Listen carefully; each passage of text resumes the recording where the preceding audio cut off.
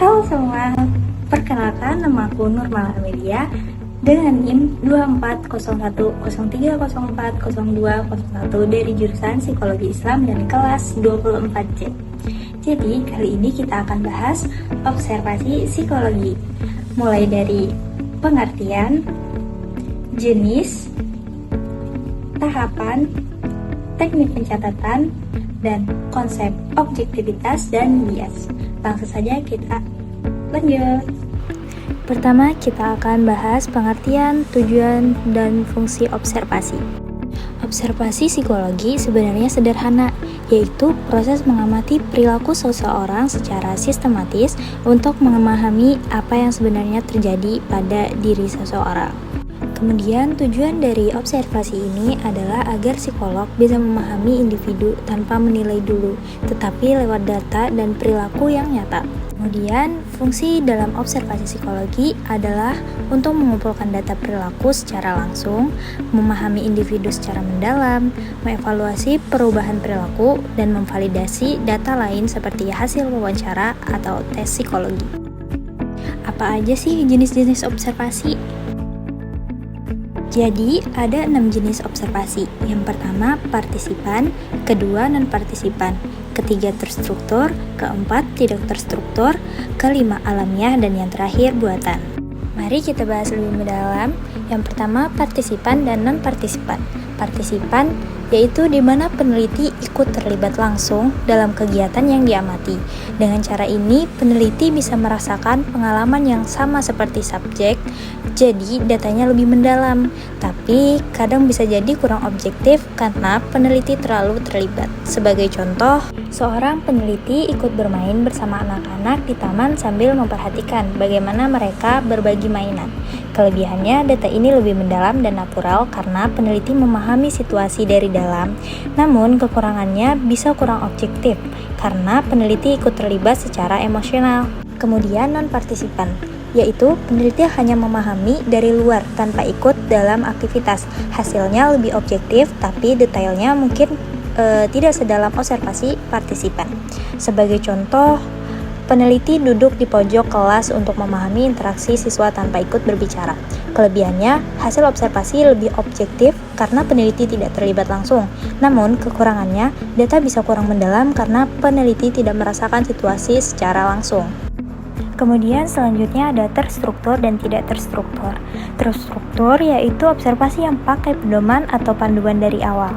Misalnya ada daftar perilaku yang mau dicatat, maka hasilnya akan lebih rapi dan mudah untuk dibandingkan antar data. Sebagai contoh, peneliti mencatat perilaku siswa berdasarkan daftar yang sudah disiapkan seperti mengangkat tangan atau berbicara dengan guru.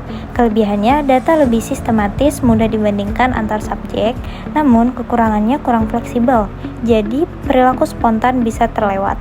Kemudian selanjutnya tidak terstruktur, namun ini sebaliknya, lebih fleksibel dan peneliti bebas mencatat apa saja yang dianggap penting saat itu.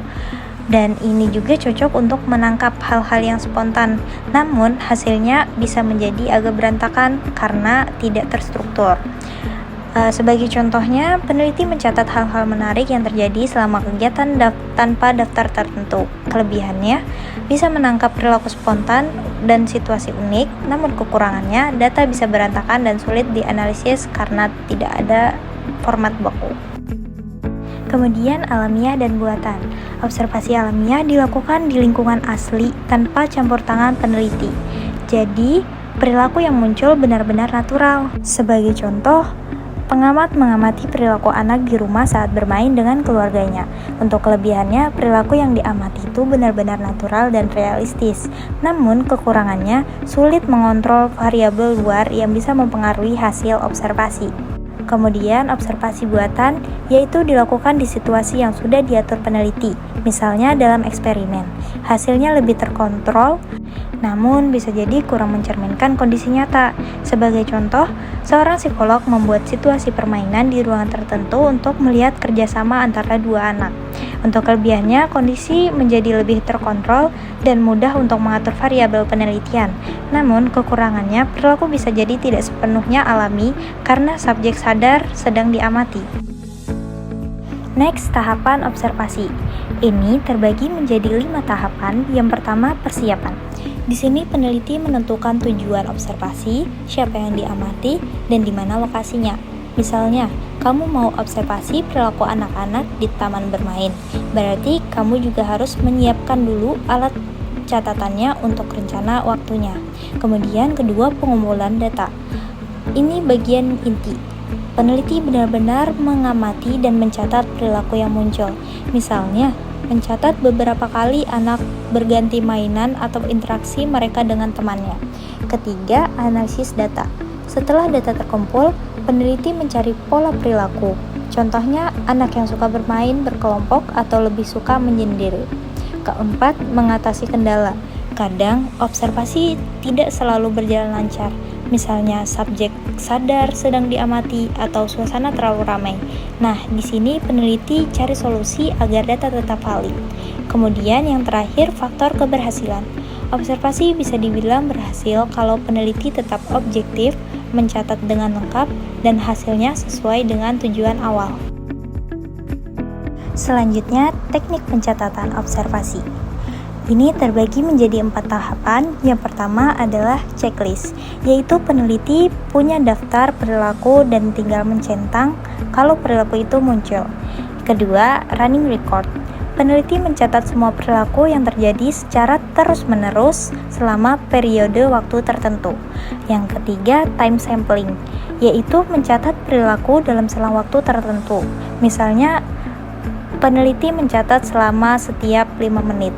Kemudian yang terakhir adalah event sampling, yaitu mencatat hanya ketika perilaku tertentu muncul. Misalnya, saat mengamati anak bermain, kamu hanya mencatat setiap kali mereka berganti permainan.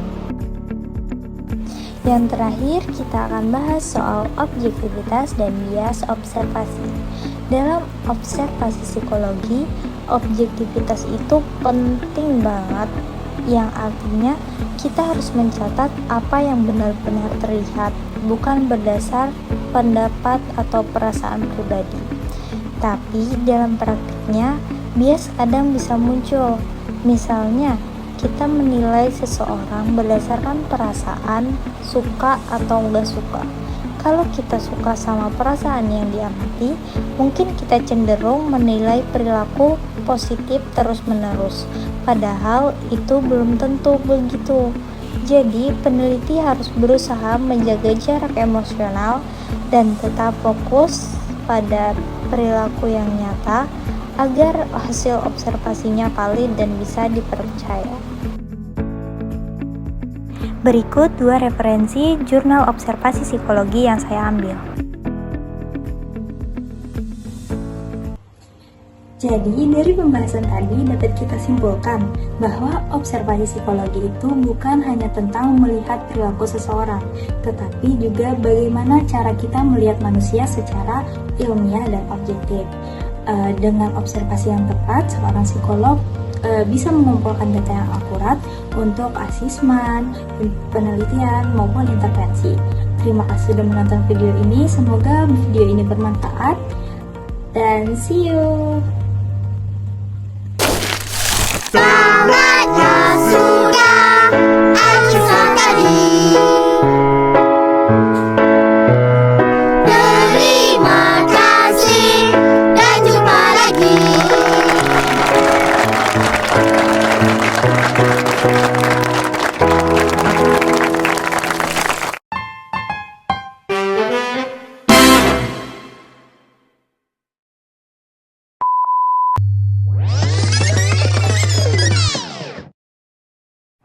Tunggu dulu.